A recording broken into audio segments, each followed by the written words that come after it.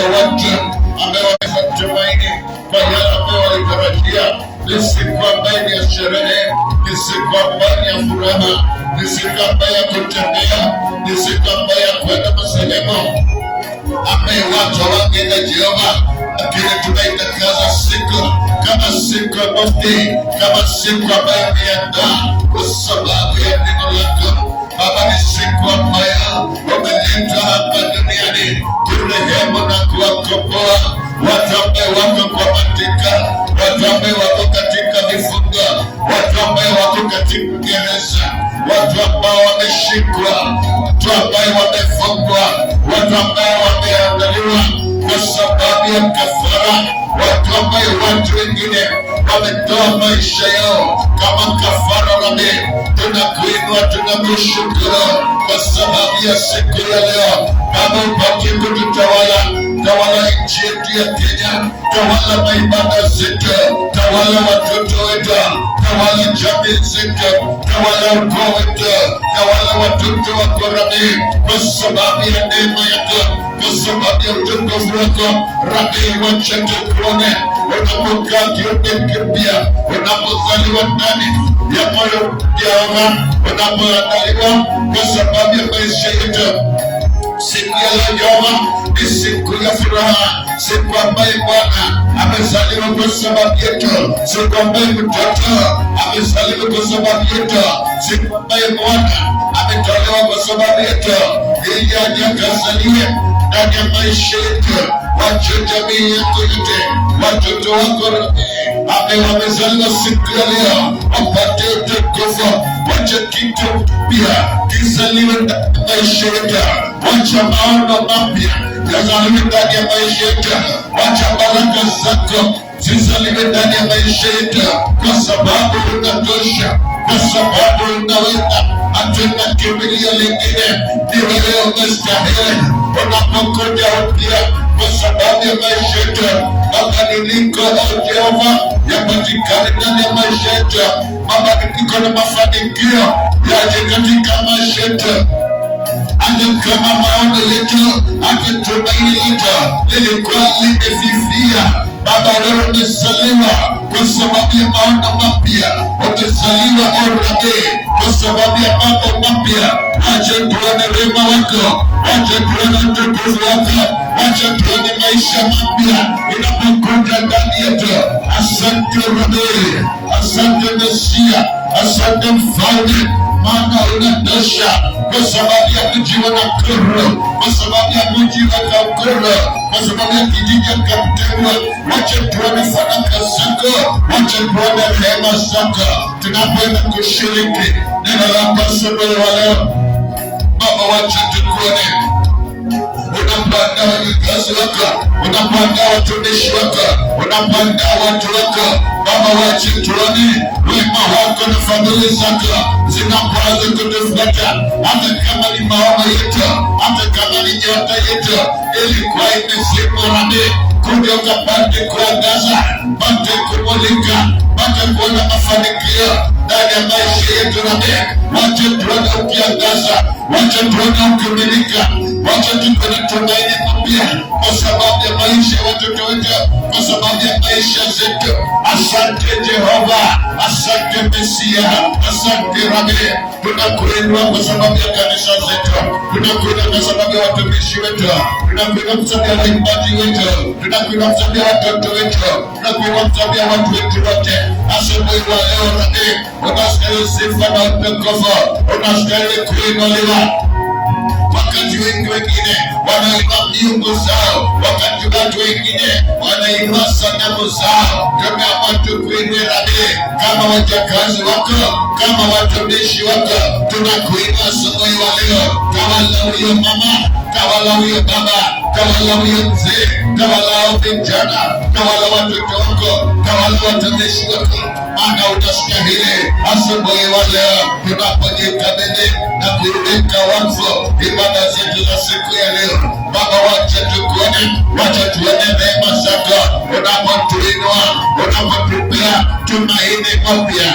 Asante Yesu kwa kuwa wewe ni mwema. Asante Baba kwa kuwa wewe ni mwema. Asubuhi ya leo tuna akili tunaposema unastahili sifa na utukufu, unastahili kuinuliwa kwa sababu ya maisha zetu, kwa sababu ya maono yetu, kwa sababu ya tumaini letu iliyokuwa imefifia. Umezaliwa upya juu ya maisha yetu nabii, umezaliwa upya juu ya matendo zetu. Wacha mambo ya kale yaliyokuwa yakitusukuma, mambo yaliyokuwa yakituandama, iwe ni magonjwa ilikuwa imetusukuma, iwe ni umasikini ilikuwa imetusukuma.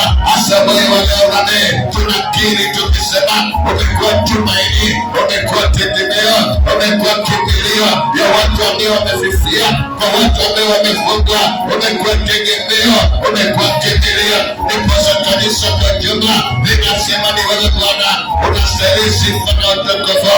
Tunakuomba kwa sababu ya wana ambao wamesafiri kwenda mbali, tunakuomba kwa sababu ya wana ambao wako nyumbani, na kwa sababu ya wana ambao wanajiandaa kuja hapo katika.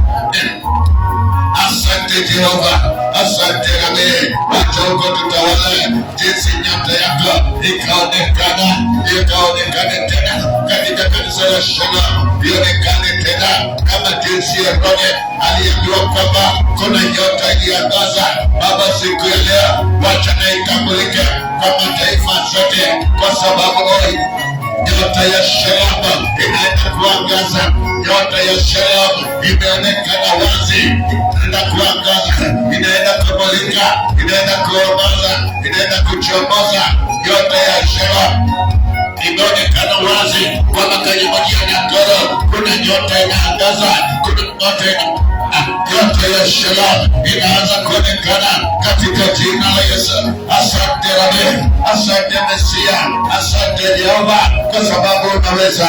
Asante Mesia kwa sababu ya watoto wako. Tunatuma ishara, tunatuma vitisho mbele ya maadui zetu, tunatuma vitisho mbele ya waliopanga mabaya, waliopanga maovu juu ya maisha zetu, waliopanga kinyume na matarajio yetu, waliopanga maovu juu ya njia zetu. Baba, tunayobomoa, Baba, tunayoangamiza iwe ni mitego ya adui iliyopangwa mbele ya safari zetu ya kwenda Kanaani. Baba, tunayoangamiza, tunayobomoa na kuyabatiza katika jina la Yesu. Baba, nasema ni asante, maana unaweza Rabi, maana unaweza Mesia. Asubuhi wa leo Mfalme, wacha tuone wema wako, wacha zako tunapoenda kushiriki meza lako Rabi, tunapoenda kushiriki damu yako na mwili wako Baba, pata kuitakasa, kiwe ni kitu kipya ndani ya maisha yetu, kiwe ni jambo mapya amekaanza kumiliki ndani ya maisha yetu. Damu yako Mesia haina magonjwa Rabi, damu yako Mesia haina majuto Rabi, damu yako Mesia haina dhiki Rabi. Ndiposa asubuhi wa leo tunapoitangaza hili siku ya Holy Communion, Baba, pata kulibariki. Tunataka kuwa holy, the way you are holy Mesia. We want to be holy, the holy Orafa. We want to be holy, we are holy Elboy.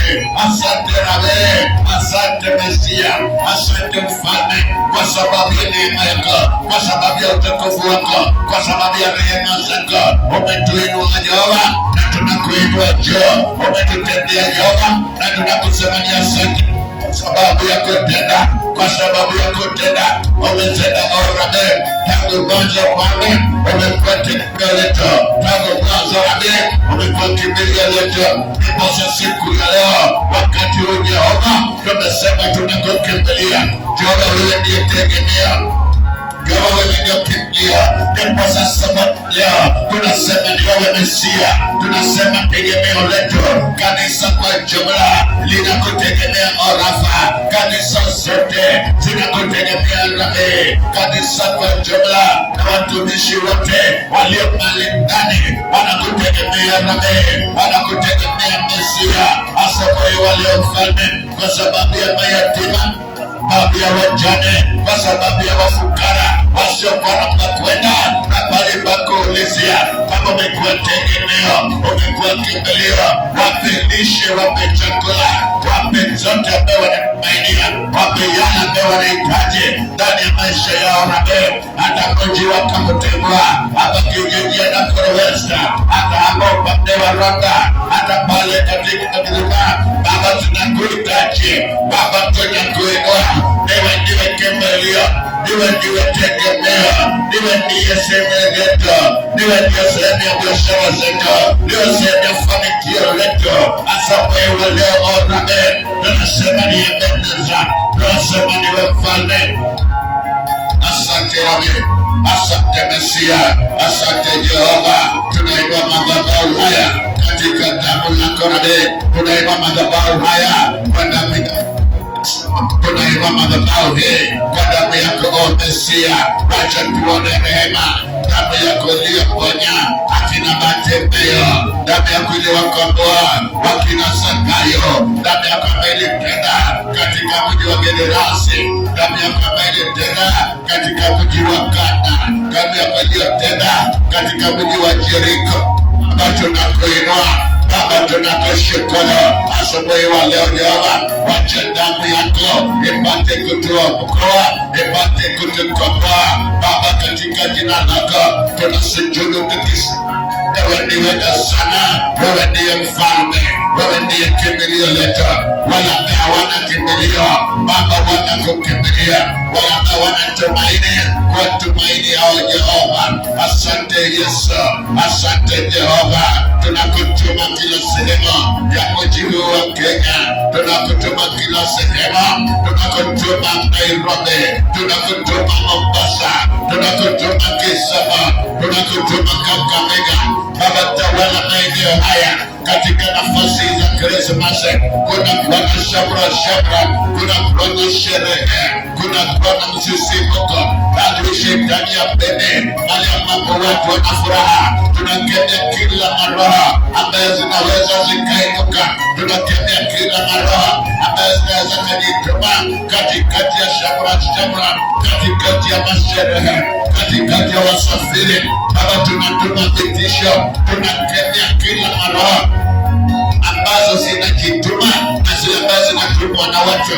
Tunakemea kila mikono zinazoinuka kwa sababu ya kuwalaani watoto wako Rabe. Tunakemea kila mawazo ambayo inainuka kuwalaani watoto wako Jehova. Damu yako Yesu Kristo ipate kututakaza, ipate kutuonekania, ipate kutuinua, ipate kuleta tegemeo, ipate kuleta tumaini. Asubuhi wa leo Rabe, tunasema ni asante kwa ajili ya neno lako, tunasema ni asante kwa sababu ya utukufu wako, tunasema ni asante kwa sababu ya rehema yako. Asante, asante Yesu, asante Yesu. We worship, we worship, we thank Jesus. Baba, ni asante kwa muda huu, ni muda ambao umetupa Bwana, ni muda ambao umetupa siku leo. Wewe unaonyesha Baba, unatenda, hakuna mwingine kama wewe Baba. Yesu, ni asante kwa kibali chako Bwana. Baba, ni asante maana unaonyesha leo unatenda Baba. Wewe Bwana, hakuna mwingine kama wewe Baba. Yesu, nasema ni asante tu. Wametupa uzima Baba. Leo ni siku njema, siku ya baraka. Leo ni siku ambayo umeandaa Baba. Leo ni siku ya kusherehekea. We worship you Baba. Yes, we worship Jesus Baba. Baba, ni wewe tu. Yesu, ni wewe.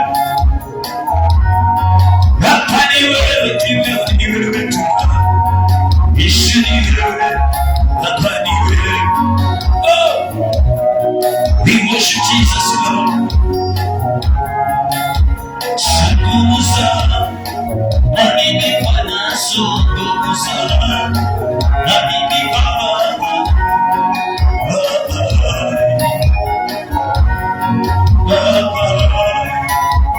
Suguza, Nabini Pana Suguza, Nabini Baba, Natari, Nasuguza, Nabini Suguza, Nabini Pana Suguza, Nabini Baba, Natari,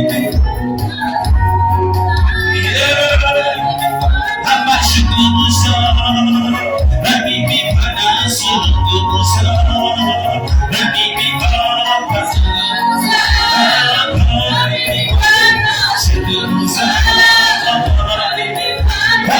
Suguza, Nabini Pana Suguza, Nabini Baba,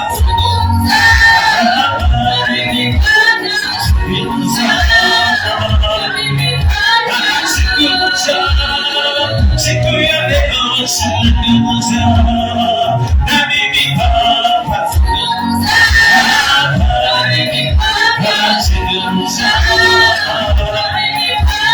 suguza, dia kugoja suguza, Nabini Baba, suguza,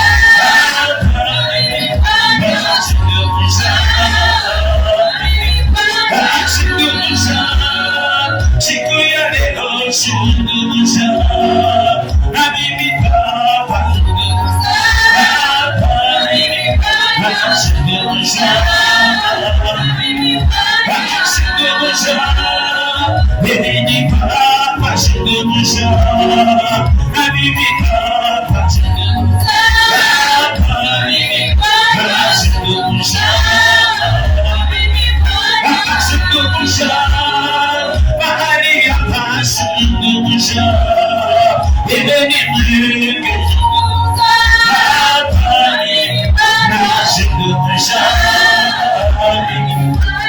suguza, tunakungoja suguza, Asisi Baba, Nabini Baba, suguza, Nabini Baba, suguza, Nabini Baba, suguza, Nabini Baba, suguza, Nabini Baba, suguza, Nabini Baba, suguza, ninakungoja suguza, Nabini Baba, suguza, Nabini Baba, suguza,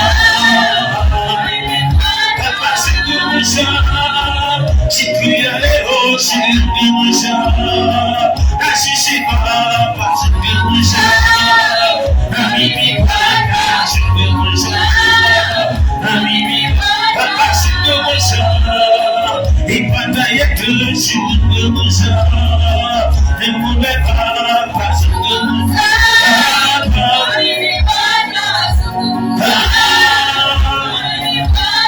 suguza, na moyo wangu suguza, Nabini Baba,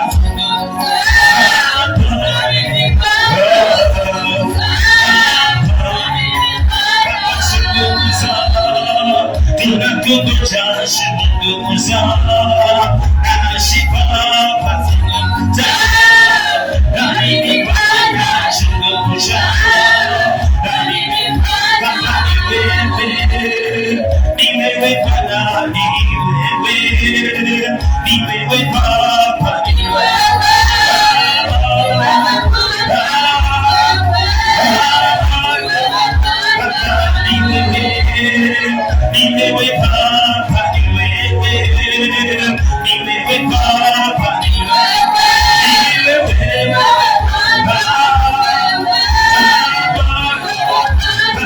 ni wewe tunayeweza ni wewe Baba, ni wewe Baba,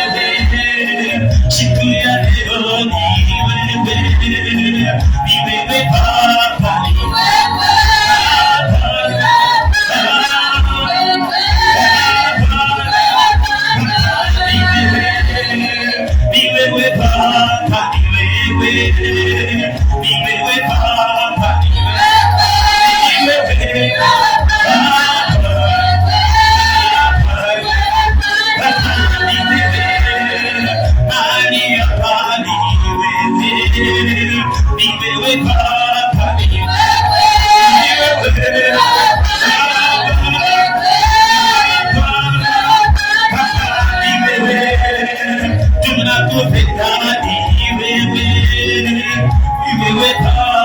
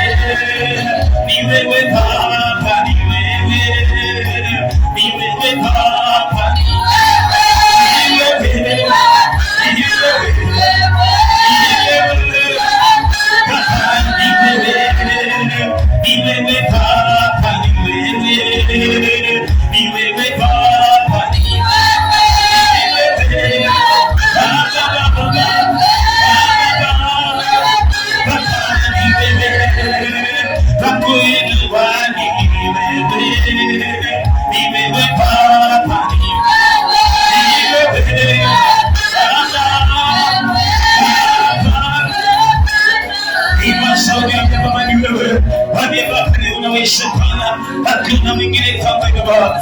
Hapa ni unatawala, hapa ni wewe, ni wewe hapa unaweza, hapa unatenda maifada. Ninasherehekea ushindi wako siku ya leo, ushindi wako Baba. Aisha yakatuambia kwamba tunaona nasaliwa na mishiko yetu Baba itakuwa mapekani pake.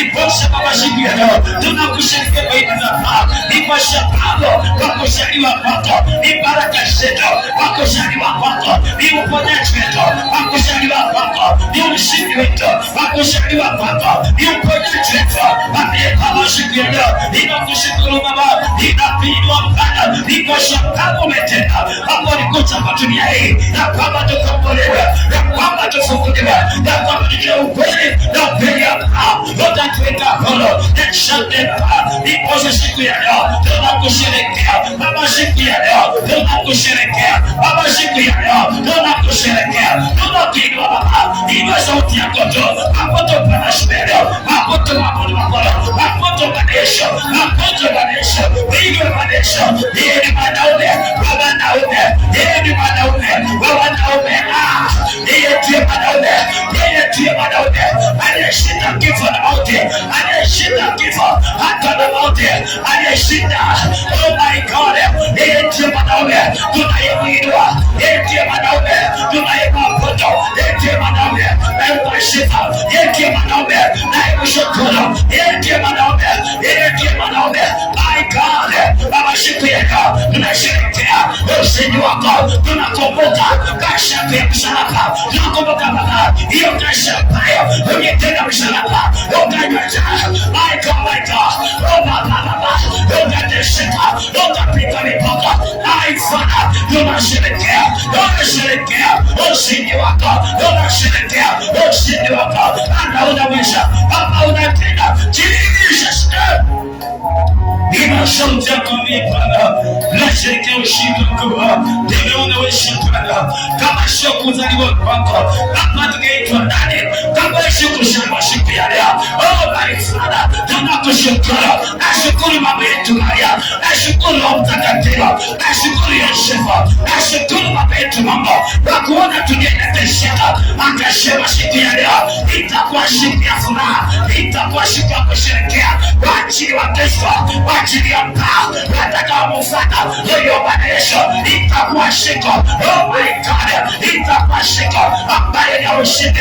Ni siku njema, ni siku njema wanaonaijua njia ya msalaba, ni siku njema wanaoitambua siku ya msalaba, ni siku njema. My God, ni siku njema Baba, siku ya leo ni siku njema, ni siku njema, ni siku njema Baba, ni siku njema. Wewe unaweza natenda maifada na tunakuona, tunakutukuza, tunakuinua Baba, siku ya leo ni siku ya ushindi, ni siku ya ushindi.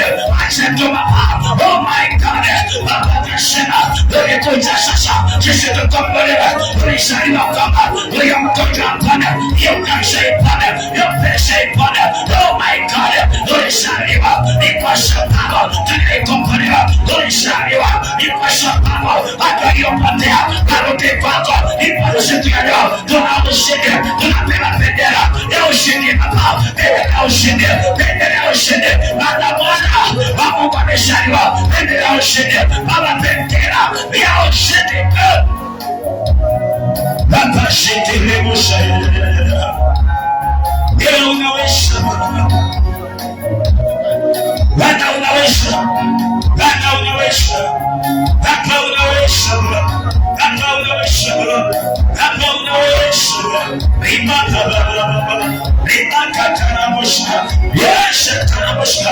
Imetukana. Mshukuru Bwana Yesu. Mshukuru. Kama si yeye, wote kwa wapi? Hiyo kote kumanisha. Hiyo laana kumanisha. Kama si yeye, kama si Bwana Yesu. Kama si huyo Yesu. Kama si mwana wa Mungu. Hatujike kwa wapi sisi. Tukaita kila nani. Tukewake kwa nani. Lakini Yesu akajitoa. Akafa kwa zetu. Akashaniwa. Siku ya leo ni kwa ajili yetu. Akashaniwa. Siku ya leo ni kwa ajili yetu. Akashaniwa. Siku ya leo kwa ajili yetu. Asante Baba. Baba nakushukuru. Ninakuinua Baba. Nakuinua Baba. Nakuinua Baba. Nakuinua Baba. Nakuinua Baba. We worship you, Lord. We worship Jesus. Baba ni asante unaweza. We love you. Damu ya Yesu ndiyo hakika naweza mambo yote. Damu ya Yesu ndiyo hakika naweza mambo yote. Damu ya Yesu ndiyo hakika naweza mambo yote.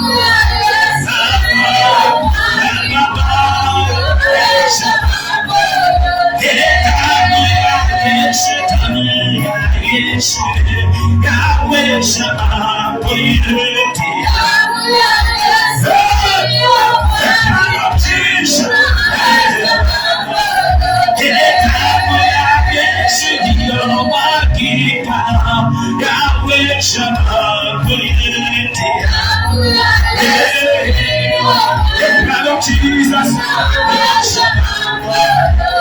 Damu ya Yesu ndiyo hakika yaweza mambo yote.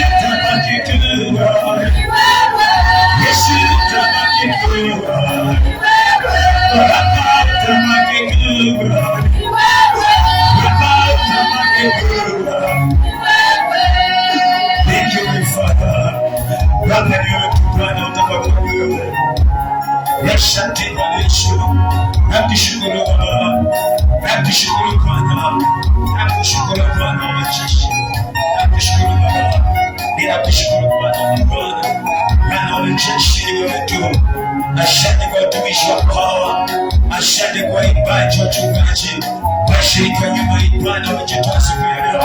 Tukuja ibada hii Baba, wacha washerehekee ushindi wako. Baba wabariki Baba, watakapo wanatumia hii damu ya Yesu na mwili wako Bwana, wacha jasho usikafutuke, wacha pale ya kando likashika kama maisha linakosha wasikafukuliwe na jasho usikafutuke. Wanapojiandaa kufunga mwaka wa 2026, wacha hii damu ya Yesu kawalinde Baba, itabieshi wafukishe mema, iwafukishe mema Baba, iwafukishe mema Bwana, maana unaweza mtakatifu.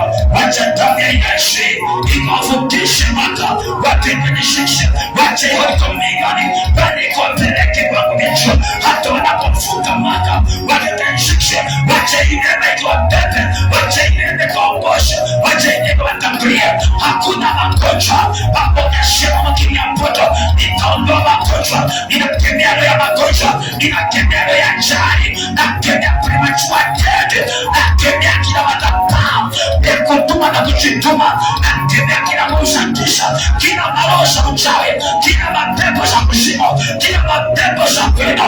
Damu ya Yesu ikamilishe hiyo mapepo, damu ya Yesu ivunje hiyo madhabahu, damu ya Yesu ivunje premature death, damu ya Yesu iondoe maskini, damu ya Yesu ivunje laana ya kwenda, damu ya Yesu iharibu mishiki mibaya. The blood of Jesus ikufungulia mlango, ikufungulia njia, ikuconnect na baraka zako, ikuconnect na vitu vyako, na shuka ya madhabahu inakutangazia ya kwamba kwa ishara, oh my God, unaondoka maisha mishiki, unaondoka maisha mishiki, unaondoka by fire, by thunder, na shema unaondoka.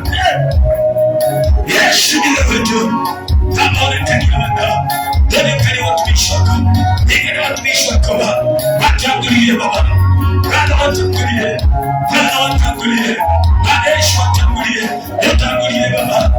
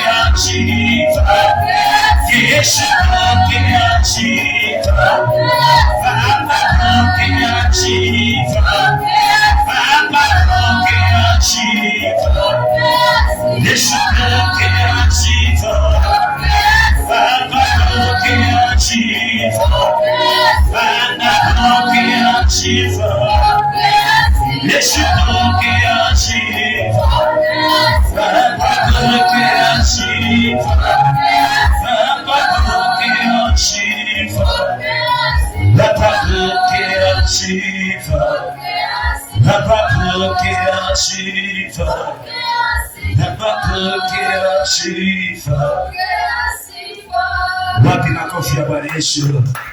Wapi makofi ya Bwana Yesu?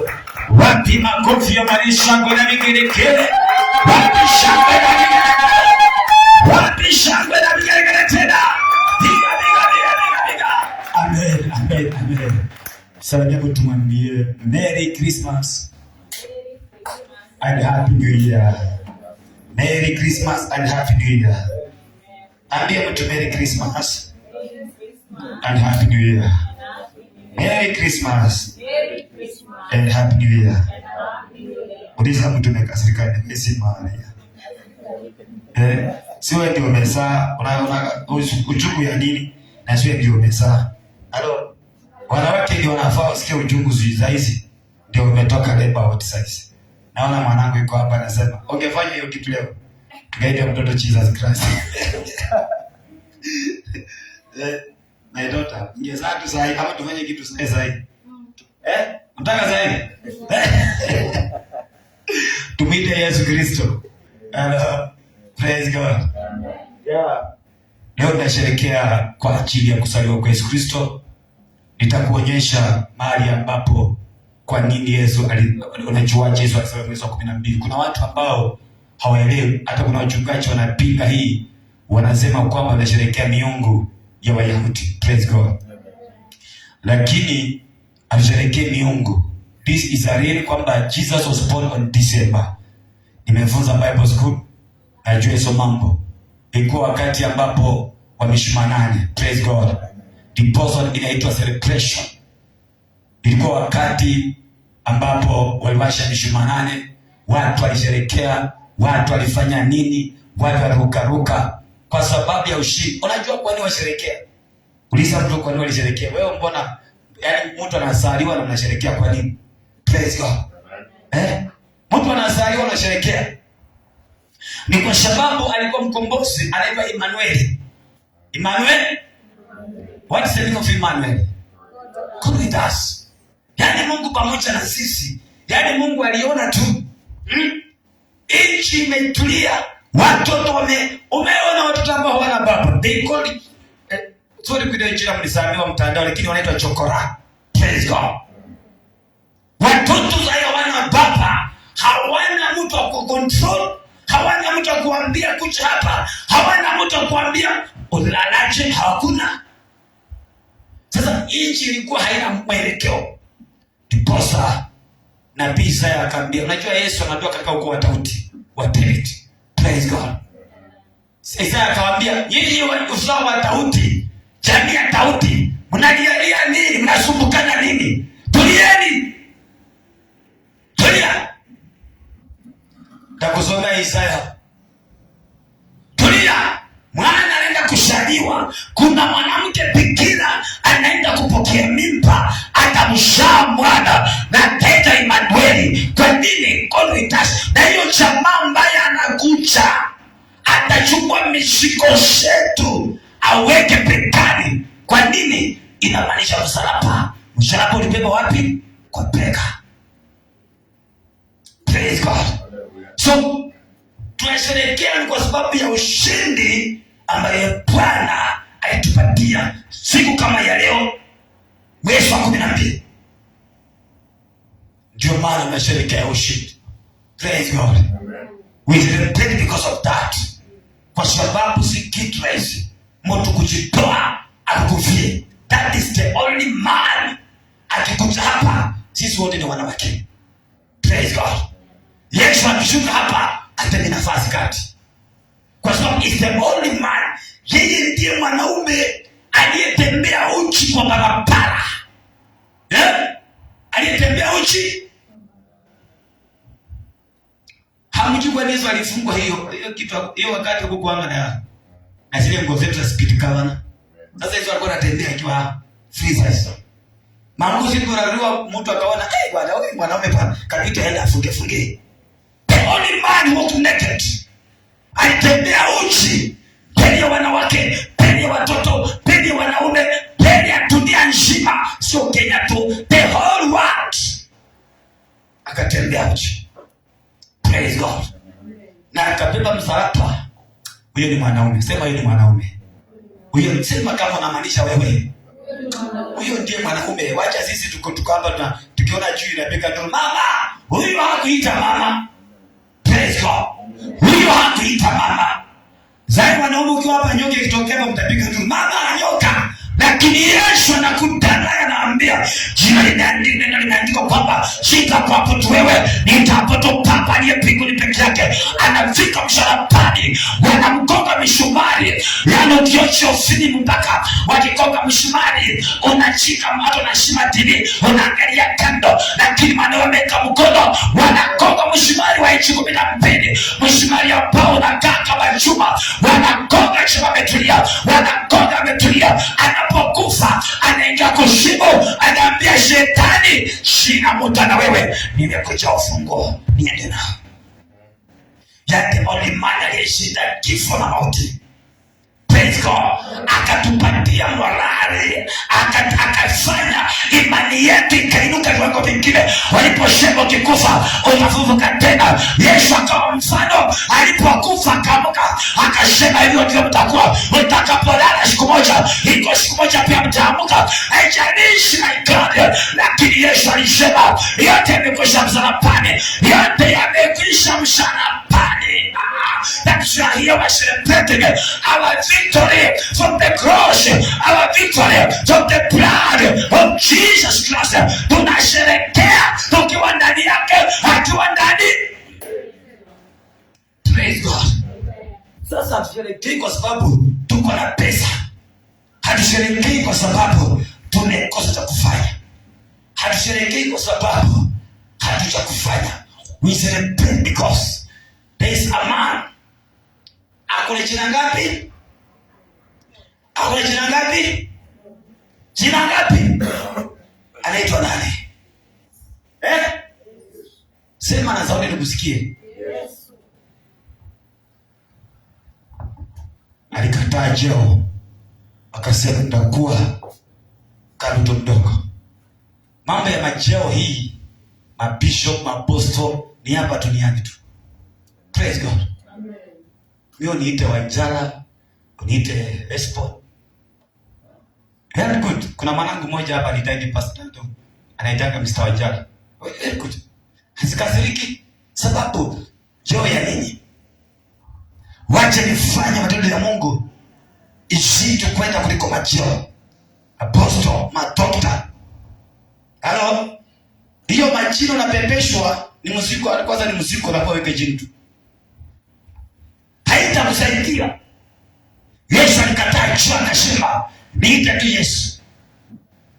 Na akapaki hivyo. Imagine. Ungekuwa na powers kama za Yesu wewe, ungeitwa nani kwa dunia? Ungekuwa naambia watu walale chini kutoka checkpoint watembea kwa mikongo mpaka kama naonanga ile pastor mwingine kwa mtandao anatembea tu kwa mikongo. Nonsense. Praise God. That is why ndasema tena, wakati Yesu aliangalia wachungaji akasoma akili zao, alilimit powers. There is a power that just limits from the men of God. Maana angeachilia sote. Wasiki. Wekeza wasiki. Wekeza. Angeachilia hizo powers. Akiwa tunafufuliwa hapa. Ngekuwa mnapikwa kwa viboko mkisema Yesu. Praise God. Amen. So why we celebrate that man of God, the Son of God, that the only begotten Son? That is why tunaipata John 3:16. Nasema aje?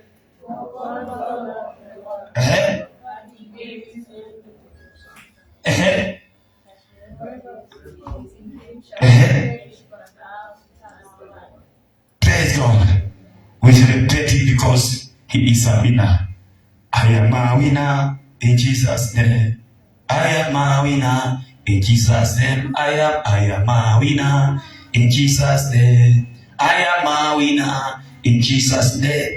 Aya, tucheze mwe kidogo, tulimbie Mungu wimbo moja kisha nikufunze mambo hapa.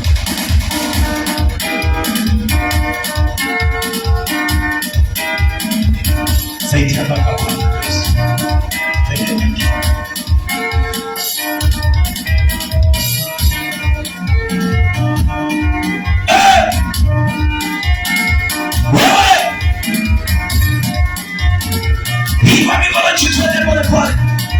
Wewe unasherehekea mbona kone kashika toka kwenye kibati yako?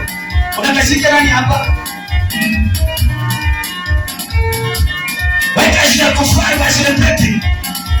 We are not mourning, we are celebrating. Usiweke shida kulia hapa, weka shida kusherekea. Wabisha mena.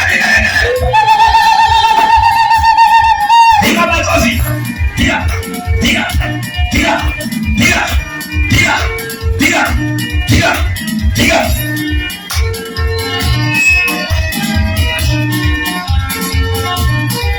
Wapi makofi ya Yesu. Haya twende. Inua.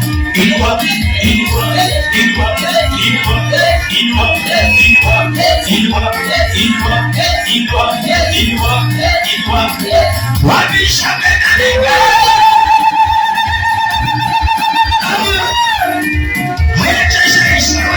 Yesu, siku ya leo ni siku ya shukrani kwa Bwana. Wewe Yesu, wewe kama mbache mwambie wacha msaa hapa. Wapi makofi ya juu. Piga.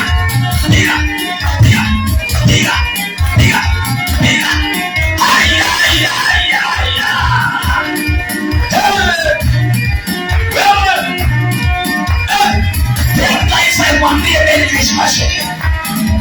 Hebu taifa mwambie Merry Christmas. Mwambie Merry Christmas. Merry Christmas. Merry Christmas. Merry Christmas. Merry Christmas. And Happy New Year. Wewe celebrate wewe. Celebrate.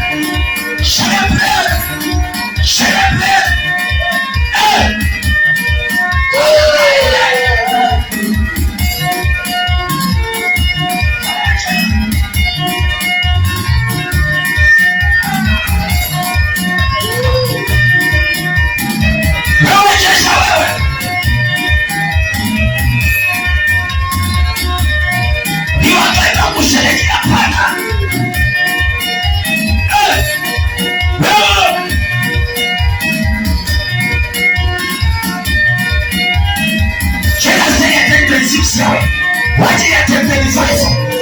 Tembeni shishamu ndio hivi nipata chana.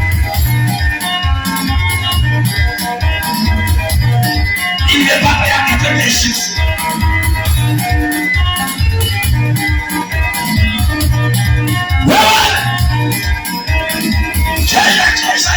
Cheza. Wabisha mena rigele. We celebrate Jesus. We celebrate Jesus. Wapi makofi Yesu. Piga.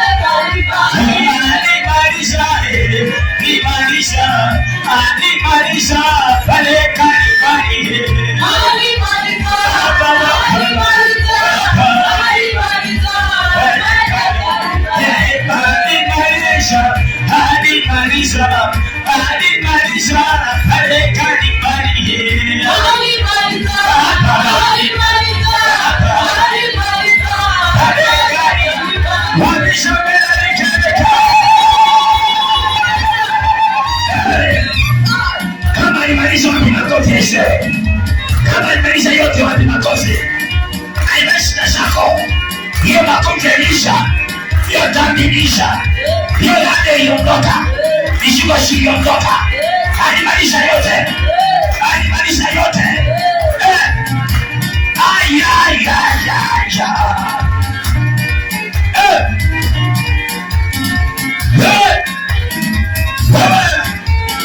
Cheza kwa Yesu.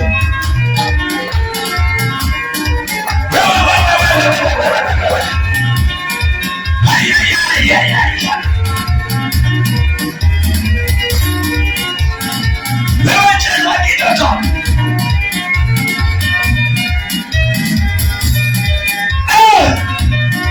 Ni wakati wa kushangilia Bwana. Ni wakati wa kunyeshea Bwana.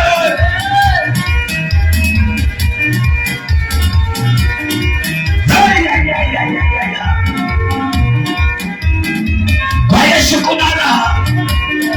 Kwa Yesu kuna raha wewe.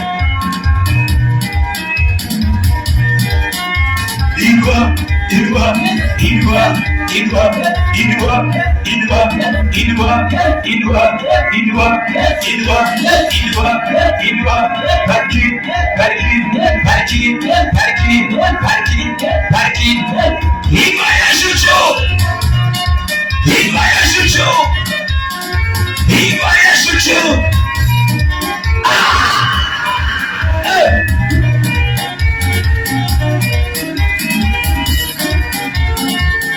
Asante Baba kwa kuwa wewe yu mwema. Yesu kwa kuwa asante Baba kwa kuwa wewe yu mwema. Yesu kwa kuwa wewe yu mwema. Asante Baba kwa kuwa wewe yu mwema. Yesu kwa kuwa wewe yu mwema. Asante Baba kwa kuwa wewe yu mwema. Asante Yesu kwa kuwa wewe yu mwema. Asante Baba kwa kuwa wewe yu mwema. Baba kwa kuwa wewe yu mwema. Yesu kwa kuwa wewe yu mwema. Baba kwa kuwa wewe yu mwema. Baba kwa kuwa wewe yu mwema. Yesu kwa kuwa wewe yu mwema. Wani shangwe na wewe ni wewe Baba. Wewe Baba ni wewe ni wewe Baba.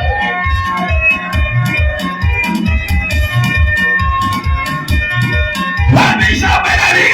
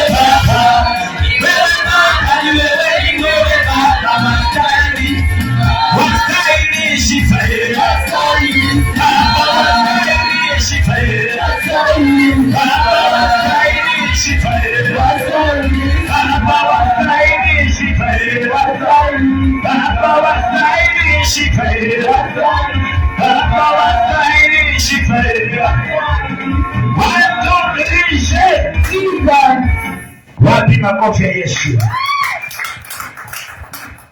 Wapi makofi ya Yesu? Tukae chini kidogo tuingie katika neno la Bwana Yesu. Tuweze kumsikiza Mungu. Nisiende sana, watu wanafikiria kukula. Praise God. Wanafikiria kukula.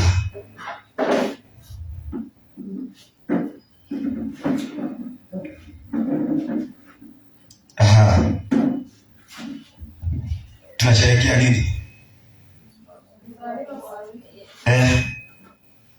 What are we celebrating? The birth of the happy birthday of Jesus Christ. Can you tell Jesus happy birthday? Naimba umebate igwe. Tuimbie so birthday. Ngoja. 1 2 3 twende. Happy birthday to you. Happy birthday to you. Happy birthday, baby Jesus. Happy birthday to you. Sema amembai birthday mpaka ulimi haiwezi ingia hapo. Happy birthday dear Jesus. Unapiga tu hapo. Twende. Happy birthday to you. Happy birthday to you. Happy birthday dear Jesus. Happy birthday to you.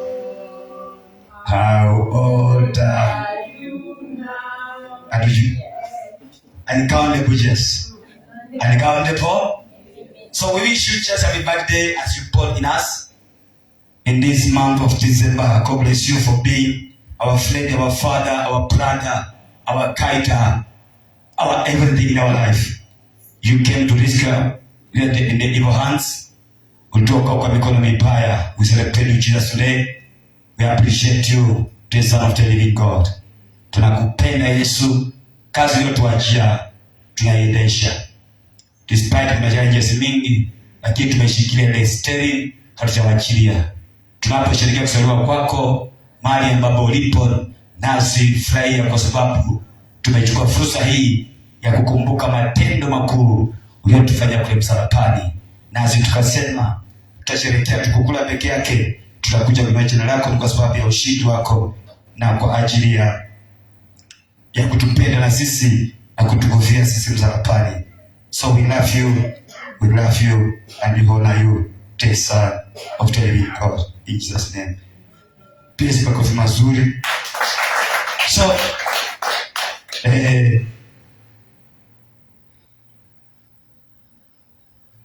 nitaanza kwa hii namna hivi.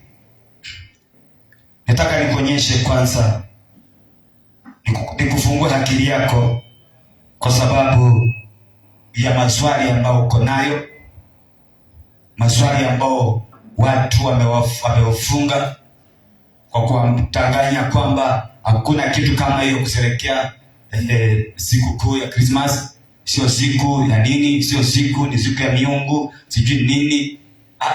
This is a real day, the month of Jesus born. Praise God.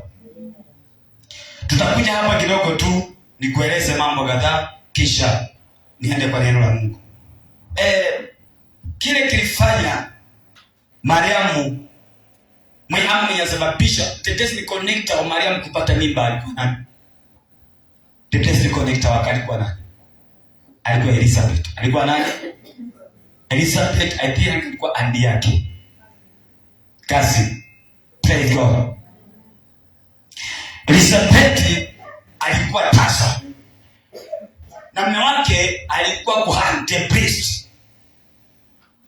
Lakini hawakuwa na mtoto. Hawakuwa na nini? Mtoto. So Elizabeth Bwana akamjalia akapata mimba mwezi wa 9. Mwezi wa 9. Wa 9 sio wazito wa 9. Septemba ndio Elizabeth anapata mimba. Wakati ambapo Mariamu anapata ujumbe kwamba Elizabeth ako na mimba, ilikuwa miezi ngapi? Miezi 6. Praise God. Miezi 6. Hesabu kuanzia Oktoba mpaka March. How many months? 20? October, November, December, January, February, March. Hiyo ni 6. Mwezi wa 3 ndio Mariamu anakutana na Elizabeth. Wanapokutana na kubatiana, mtoto wa Elizabeth ambaye John the Baptist anacheza tumbo. Elizabeth wao mama mtoto ajizaga kwa mwezi mmoja. Praise God. Kuna watu wanasema hapana, hiyo ndio mwezi nalipata. Sasa mtoto achezaje kwa tumbo na mwezi mmoja, mwezi mwili? So it was at 6 months. Mwezi wa 6 Mariamu akienda kutembelea Elizabeth. Alipofika na kumbatia hapo, basi na uwepo wa Bwana ukashuka, roho wa Mungu akashuka. Sasa Mariamu pia akapokea mimba. Wale mwezi wa 3 hamshiki. Praise God. Mwezi wa ngapi? Sasa kwa nini nasema kwamba Yesu alizaliwa Disemba? Maria amepata ile mwezi wa ngapi? Wa 3. Haya kwa hesabu sasa kuanzia mwezi wa 4. Tuone ni mstari ngapi? Twende.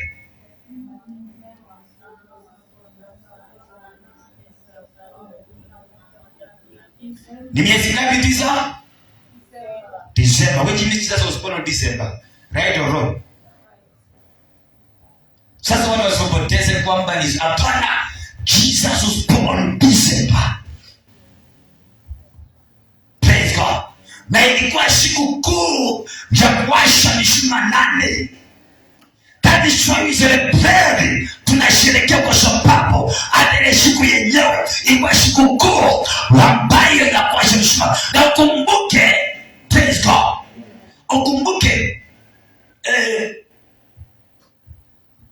Miriam anapata mimba wakati wa Pasaka. Praise God. So we are celebrating because of the love Mungu aliona. Mateso, wacha nikwambie kitambo. Au mama ndio kanisani hapa. Hamngekuwa kama ningekuwa pato in the Old Testament. Wa mama hamngekuwa kanisani. Ngekuwa kanisa la wazee la wa mama. Praise God. Wa mama ikifika ile wakati wenu mnachua ile mwezi au ungekuja kanisani. Praise God. Kwanza ukitego ukae mbali sana. Lakini this man au mwanaume alipokuja, alipofika wakati akasema kwanza leo ninakuja kuondoa sheria. Hamuko chini ya sheria tena, naondoa. Yutakuwa na pepo na kreshi. Yesu akaja neema, akasema kwanza leo ni neema itawasaidia. Sio sasa hiyo masheria mefa kwa kila mwaka kama sasa. Ungekuwa unatoa kondoo kama ngapi huko? Kuna kondoo ngapi nyumbani? So ungetoa nini sasa? Kondoo, ng'ombe kwa ajili ya dhambi. Praise God. But Jesus came katika hekalu lilikuwa na Pasaka kama hii.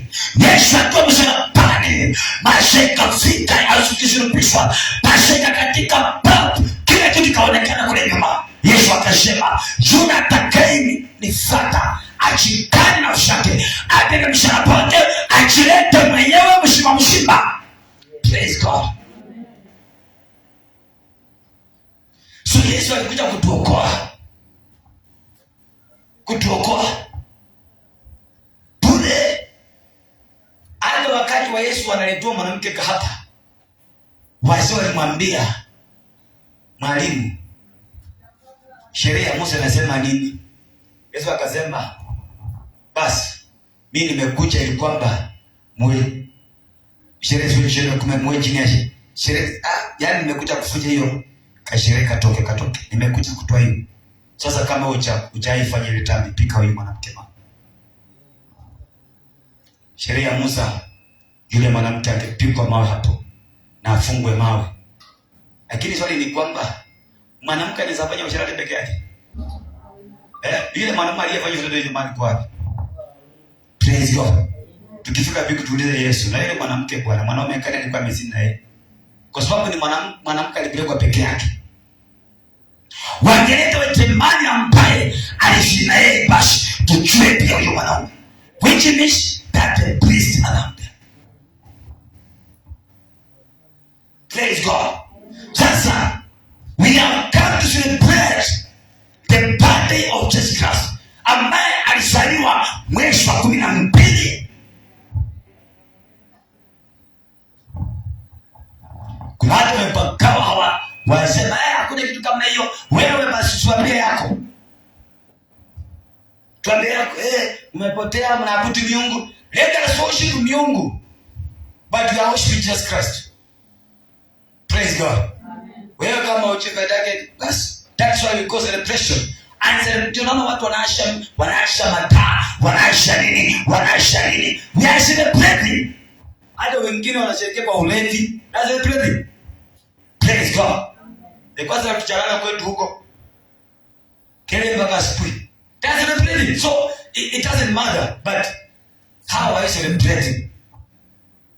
Kuna watu hata wametoa mimba sahihi ya Yesu Kristo. Ishatoka. Hawezi kaa kwa hata mtoto alikufa. Walikuwa kwa pombe wakilewa, mtoto akizaliwa wangelewa akamganyakea chini akakufa. Yaani amezaliwa na amekufia hapa. Sasa wewe umezaa mtoto, mlee vizuri. Praise God. Mlee vizuri. Mlee umezaa mtoto, mlee vizuri. Usiache mtoto wako akushekuze na mtu. Shika mtoto wako vizuri, maana amezaliwa pato. Mtoto pato anaitwa manyuro. Yaani mtoto pata cha kushwa. Usiruhusu kila maji mone. Mfiche mpaka wakati ambapo wakati tafika mtoto aondoke. Ndipo watu wakajua kumbe ulikuwa umesha mtoto. Ninatangaza leo Yesu asaliwe katika maisha yako. Yesu asaliwe kwa nyumba yako. Yesu asaliwe kwa maisha yako. Yesu asaliwe kwa watoto wako. Asaliwe kwa masomo yako. Asaliwe kwa ndoa yako. Yesu asaliwe kwa nyumba yako. Yesu asaliwe kwa maisha yako. Yaani vitu vibadilike. Yesu alipozaliwa mambo yalichange. Naomba siku ya leo Yesu asaliwe kwako. Unaposherehekea wacha Yesu asaliwe kwako. Kama naamini Yesu amezaliwa kwako, wapi sherehe na vigelegele Yesu, wapi shangwe na Yesu. Maana Yesu amezaliwa kwako. Yesu amezaliwa kwako. Na akizaliwa kwako mambo inachange. My God. Mambo inachange. Praise God. Sasa nakuombea Yesu asaliwe kwako. Yesu asaliwe kwako. By fire and by thunder. By fire and by thunder. Yesu asaliwe kwako. Kwanza ya kitabu cha Mathayo chapter 1 verse number 18.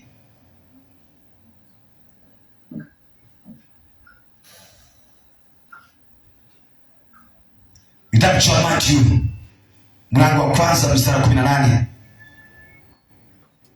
Inasemaje?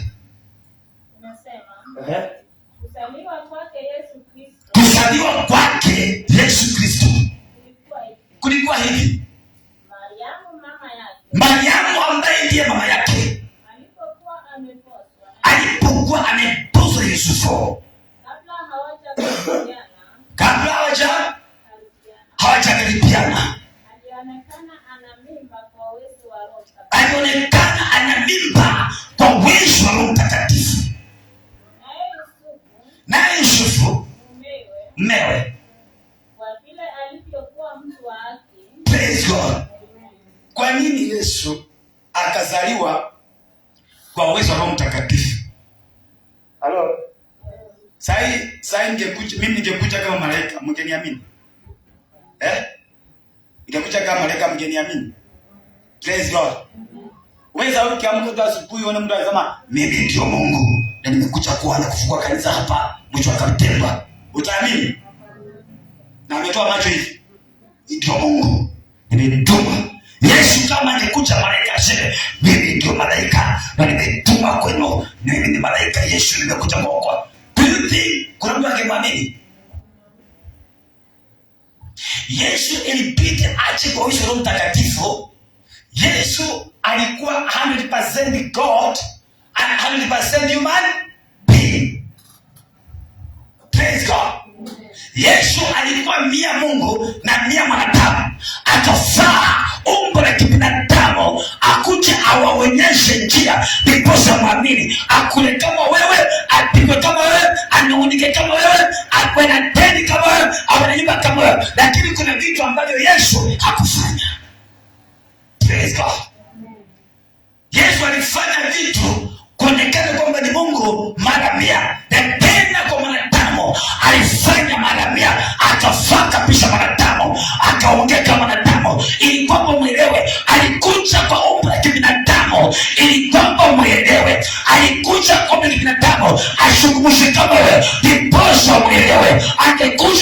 malaika ungetoka mbio. Praise God. Ungetoka mbio. Haungeamini, haungeongea about Yesu Kristo, ndio naambia malaika alikuja. But we speak about the son of the eagle because Bwana aliruhusu aje kuomba na binadamu ndipo aweze kumwelewa. Sasa kuzaliwa kwake Yesu kweli. Kuna mama aitwa Mariamu alikuwa ameposwa na Yusufu. Oh my God, hata alikuwa atachuana ndipo kwa chimpiana. Roho Mtakatifu akasema nitateka advantage hapa niweze kuingilia hapa. Aliangalia mwanamke ambaye na hekima anaweza kuika siri, anaweza kujisimama au kama mama akasema wewe utapeka mimba. Asikizi kuna maro wa Chinese. Waro Chinese wa mimba. Ama unajua hakuna. Siku hizi mwanamke kama mwanaume kama Wasai wanachukua product ya mwanaume wanaweka kwa tumbo bila kutana na mwanaume. Hiyo sasa ni ya China, si ya Roho Mtakatifu. Praise God.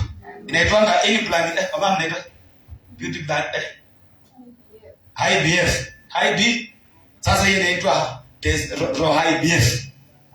Mwanamume wanachukua product ya mwanaume wanaweka kwa mwanamke. Anapata mimba. Praise God. Watu beta kukopi Mungu sana. Sasa ni kama malaika pia alienda kachukua ya Yusufu, akakuja akaweka IVF kwa Maria. Wacha nitumie ndio elewe vizuri. Praise God.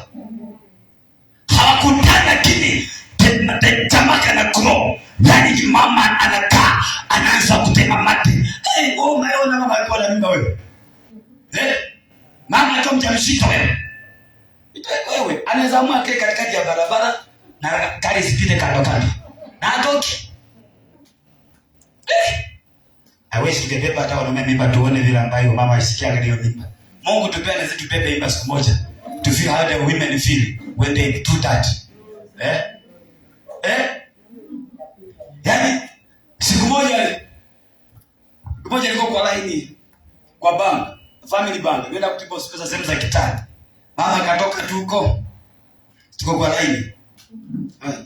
Wewe tena mama kwa bank, wewe tena mama tuone kama utafuatia mpaka. Mama anatema mate kwa bank, atupita tu. Anakuja mbele. Yaani hata kama kwa kaunti nakwambia songa kando. Tuutumie mama. Kumbe hiyo ndio maana mnaheshimiwa kwa sababu hiyo mwanamke Maria aliwakilisha kwa mama. Praise God. Sisi wanaume kufanya kazi. Tutalauliwa. Wewe Yusufu na Dani ulikuwa wapi? Hakuna mahali tulikuwa wanaume. Mama ameheshimiwa. Sisi tumekuwa bodyguard. Bodyguard tu. Lakini ambaye anaheshimiwa ni nani? Kadi swala tuombangi kwa Yusufu, naomba kwa nani? Tunaomba kwa Maria. Maria mtakatifu tuombe kwa mwanao. Lakini si Yusufu. Atajangi Yusufu. Utakuta kazi libastibeki hapo. Roho Mtakatifu alifanya IVF. Aisha kama Yusufu angepeana ile mimba iwe ya Yesu. Yusufu angetembea kwa hiyo area. Praise God. So wamama wakiwa kwa hiyo hali wanaheshimiwa. Maana waliakilisha mbingu katika dunia hii. Wamama wanatumia kwa mifano mingi sana. Pigia mama makofi mazuri sana. Lakini ni wapaya walikasirika. So, hiyo ni by the way. Lakini wapaya walikasirika. So, mama aliakilisha wamama katika dunia hii. That is why Roho Mtakatifu analinganishwa kama mama. Mama ni represent the Spirit of God. Ndio maana taishi kuhampo. Wakoreishi kufunjika mbele Bwana. Wakoreishi kulia. Wakoreishi kufanya uamuzi. Lakini ukimkosea hata kushamea lakini tunaona unajua. Atakusamea lakini hawezi sahau. The Spirit of God can forgive you, but he cannot forget you. Tulimkufuru. Praise God. Hello. So kushaliwa kwa Yesu Kristo kulikuwa kile. Roho Mtakatifu alikuja na IVF akafanyia Maria ile kitu. Pia Yusufu kumshokea. Kwa nini? Mungu alitaka Yesu asaliwe kwa Mungu na mwanadamu tuweze kumwelewa. Praise God. Tuweze kumwelewa. Angekuja kama malaika hatungemwelewa, lakini ilibidi akuje kama mwanadamu, akule ukali kama wewe, aongee kama wewe, apigwe kama wewe, akashirike kama wewe. Yesu alikuwa na deni, kama alitaiwa madeni na kanjo kama wewe. Praise God. Yesu alikasirika kama wewe, akapiga watu waliokuwa kanisani kama wewe. Hello? Praise God. Yesu alikuwa na nyumba kama wewe. Yesu alikuwa na nyumba kama, ukisoma Marko chapter 2, the Bible says, wakashikia nyumbani, watu wakaenda kumwona, wakajaa. Yeye bosi alipokuja, wakashika watamweke wapi, ikapigwa pamoja pale nyumba. Yesu alikuwa nyumbani kwake kama wewe. Lakini kama kuna kitu Yesu alikuwa ajui, hakuwa anajua mwanamke mwanaume. Alikuwa anaona mtu ni mtu. Hakuwa na hisia vile sana mwanamke. Yesu akuzaa ama kuna mtoto Yesu alizaliwa kwa hii dunia. Praise God. Pastor, kunaye duplicate yake? Hakuna. Praise God. Yeah. So Jesus came the part of human being so that we can trust him. We can believe in him. That's why vile Yesu alikuja kwa hii dunia, hakuna aliyemuona. Hello, wale muona alikuja? It was just the Spirit of God. Hata alipoenda hakuna aliyemuona. Maana alimega akawa kama jifu, kama moshi. Na ndivyo hivyo atakuja bila mtu kujua. Atakuja kama nani? Kama mwizi. Hata mwana akikuja. Praise God. So Jesus aliishi kwa dunia hii na anajua yote dunia hii. Alipoenda akasema na shida wache yatima, kwa sababu Adamu wa kwanza walimaliza. Adamu wa kwanza alimalizwa. Mungu akafikiria, sasa ikiwa Adamu wa kwanza alimalizwa, huyu wa pili itakuwaje? Akasema sasa huyo sitaweka kile kitu nje, nitaweka ndani yake, ili kwamba mwanadamu atakimua hawezi akaua kile ambacho kiko ndani mwako. Kiposi nasema ya kwamba hata kama mchele atakumaliza, lakini kitu ambacho anakitafuta hakiko juu hapa. Kiposi Potifa akashika kote la Yusufu, akijua kwamba zile nguvu ziko kwa kote. Yusufu akamwambia siko hapa, siko ndani mambo yanalifichwa ndani. Ni kwa sababu huyo wakati ambapo Adamu na Eva wakati wa Edeni, ujawa kati mbona ametoa shetani akaja akawaipia nguvu, utukufu kaondoka pana. Akasema washari utaficha ndani, hakuna utaona. Yesu alipokuja wakaua yeye, wakainang'anya yeye manguo, wakapiga mpaka kula, wakatoa yeye, wakadhani kwamba zile pawa ziko kwa kakaima. Pana hamna shona tena. Yesu alipoondoka akasema nitatumana msaidizi ambaye atawasaidia, ambaye ni Roho Mtakatifu. Praise God. The Spirit of God.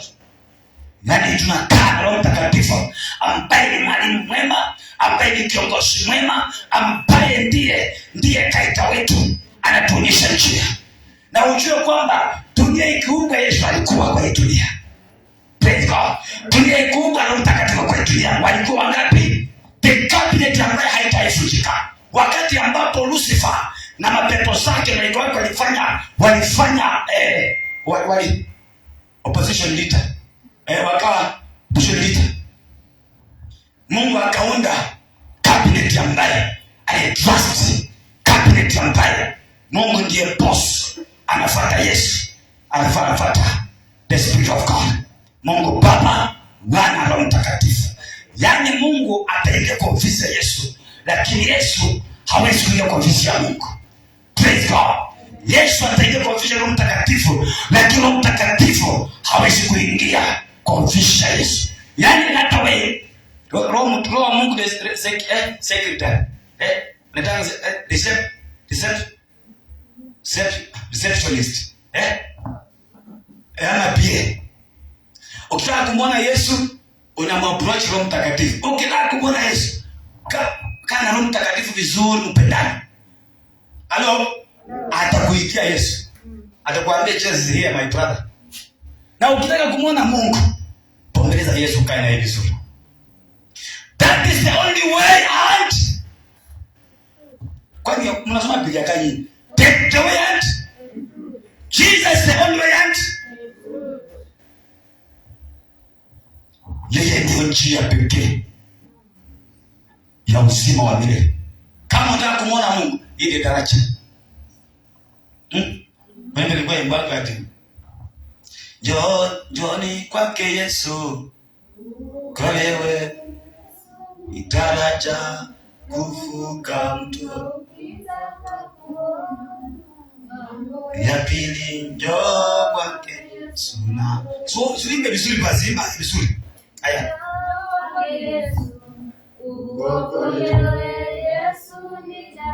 Nikienda na mesa tu. Ukitaka kuona ng'ambo ya pili njoo kwake Yesu. Hii ndio daraja kuvuka nini? Namba ya pili. Kama unataka kuvuka basi njoo kwake huko. Praise God. If you have to cross over, then through Jesus Christ. Sasa kuzaliwa kwake Yesu Kristo, tunaambiwa kwamba Mariamu alipata ile tu. Endelea basi namba 19. Kwa sababu ile Joseph hafianzi. Kumbe kwa Biblia pia kuna fianzi. Naye Yusufu. Mumewe kwa vile alivyokuwa mtu wa haki. Asitaka kumwaibisha. Hakutaka kumwaibisha. Alilazimu kumwacha kwa asili. 20. Praise God. Imagine sasa hiyo mwanamke alikuwa kama bibi ya Wanjala hapa. Wanjala hapa sasa. Hello? Praise God. Anasema kwamba Yusufu alikuwa mtu wa haki wa kuelewa. Imagine hiyo mwanamke angekuwa pastor Wanjala hapa. Mimba unamka na bibi yako na mimba. Pastor Niko.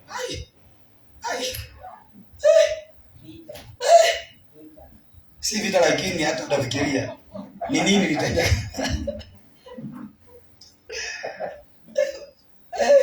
Hello. Praise God.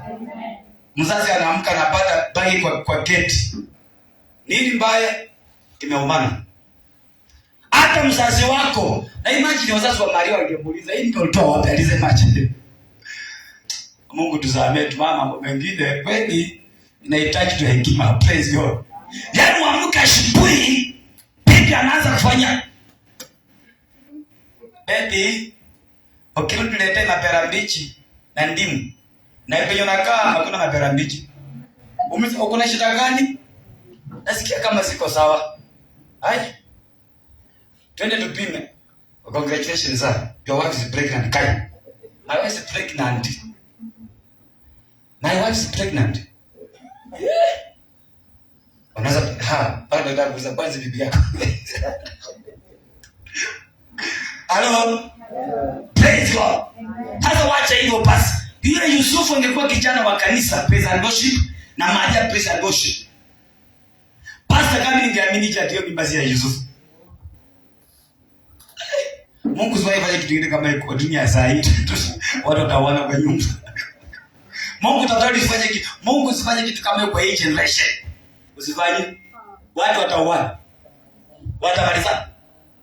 Praise God. Pastor aliamini ache Yusufu achakusha mke wake na akomcha mzito. Lakini kwa sababu Yusufu alikuwa mtu wa kuelewa, angepata mtu kama Mbasa Wanjala hapa, ingekuwa kesi nyingine. Hiyo mimba tukaichukua tukutendea hata kabla hajazaliwa. Tujue, imagine ungefanya tena na sasa ingileta nani kweli? Alipokuambia mimba ni ya Mungu. Ni vizuri wakati hapo na DNA. Praise God. Hakukuwa na nini? Bure kama wakesema tufanye DNA. Alivulete mimba inaleta Mungu. Sasa ndio mimba ya nani? Ya Roho Mtakatifu. Praise God. Huyo daktari na hospitali ingefungwa hiyo siku.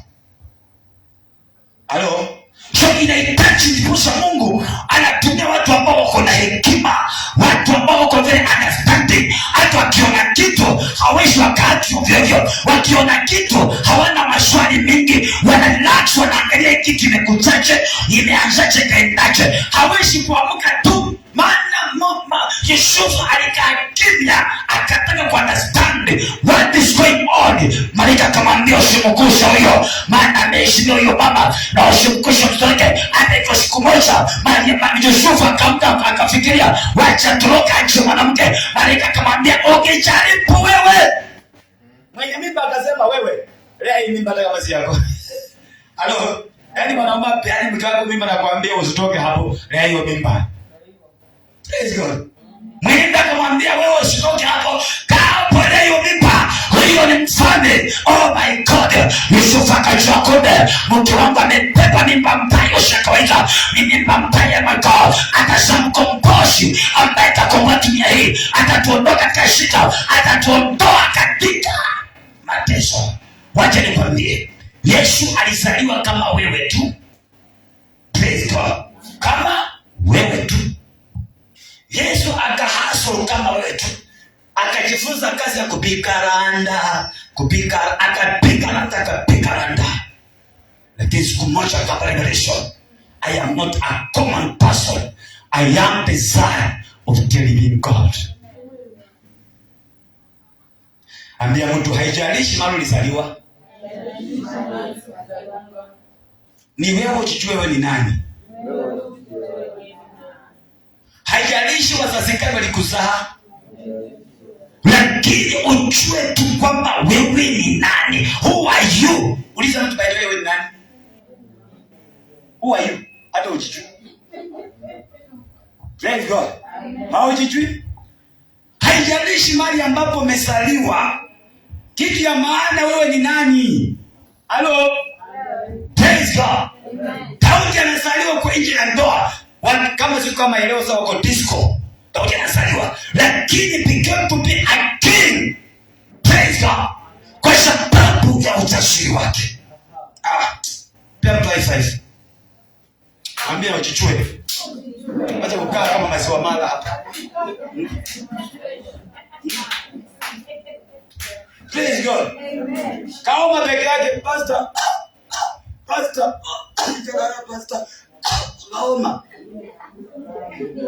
Kaoma. Haujijui. Praise God. Haujielewi wewe. Kapanya kakipita tukatafuta ukali. Pastor, leo nimetumaniwa panya. Suwe panya wewe. Ni maana haujijui. Praise God. Ndio maana chezewa. Lakini Yesu alipojua I am not a common person. I'm the son of the living God. Yesu akawa anapiga shako. Yesu alikuwa na ile yake ilikuwa juu sana. Yaani Yesu ilikuwa FM. Alikuwa anakushika BBC peke yake, alikuwa anashika the whole world. Anafuta hiyo. Anaangalia. Anasikia sauti kwamba wewe si mtu wa kawaida. Wewe siku moja akatoroka. Akatoka nyumbani kwao, akaenda kanisani. Yaani roho inamuita. Kenda kafika huko. Wazazi wakamfuata. Sasa mwenye mimba ameanza kuobareni ndani mwake. Wakamuuliza, "Utume kutafuta, umekuwa wapi?" Akawaambia, "Baba yangu, mama yangu, dada zangu ni hawa kanisani." Mimi siwajui. Yeye ndiye mwenye mimba ndiye aliongea ndani. Ndio Yusufu ajue kwamba huyu mtoto si kuchangia mahali popote. Na kweli alichangia wapi? Kazi yake ilikuwa ni kuleta tu mimba. Ni kuleta tu makaa. Yeye alikuwa anakulanga yeye nini? Ile choo ya mawe. Unaona kwa risafu kuna hii mawe kama kwa msitu. Imekaukia hapo. Mama tu anaenda kukaa na kula choo. Huyo mtoto unakula ni lizard. Huyo mtoto ni lizard hapo ni mwanadamu. Praise God. Anaenda kutafuta. Hata nilikuwa nayo shida. Unaona mchanga ya mchwa. Mchanga ya mtu asingeiona ni yache. Mchanga, unaona mchwa ikichenga kwa nini? Kwa kitu hapa hivi. Singeona mchanga mchwa Praise God. Mimi kwa nalamba mchanga. So kazi ya Yusufu ilikuwa tu kuleta mchanga, kuleta ndimu, kuleta maembe mbichi, Colgate. Mwingine alikuwa anazanga tu viatu vya baba mkwe. Kwa mama bila mimba. Hizi nakuanga mimba sasa. Hizi mimba zinakuwa sasa nyingi by the way. Yaani imagine msichana mkwe na anajua kuolewa huko vile inakuanga na nguvu wewe. Lakini baba mkwe asipofika, mama ya mtoto wa mtu asilala, afike bwana mwendee kiatu ya baba yake, anusa harufu ya baba yake kwa kiatu ndio alala. Jesus Christ. Akoma ni paso. Akaanza kutafuta yeye ni nani. Akaona penye alizaliwa kwa hori la ng'ombe. Akapanguza masamaki. Akasonga mbele. Toka mahali ulizaliwa wewe. Wacha kuangalia mahali ulizaliwa. Praise God. Wacha kuangalia ulizaliwa wapi. Wewe enda mbele. Enda mbele. Twende kwa Isaiah because of time. Uliza watu wetu kule. Isaiah mlango wa 7 mstari wa 14. Isaiah mlango wa 7 mstari wa 14. Kwa hiyo Bwana mwenyewe atawapa ishara. Sasa ukitaka kujua Yesu alitoka katika uzao wa David, ukitaka 13 hapo. Naye akasema, sikilizeni sasa, enyi nyumba ya Daudi. Je, ni neema dogo kwenu? Atuanzie mstari wa 10. Tujue vitu vizuri hapa. Mstari wa 10 unasemaje? Tena Bwana akasema na Ahasi. Bwana akasema na Ahasi, mfalme akinena, jitakie ishara ya Bwana. jitakie ishara ya Bwana Mungu wako.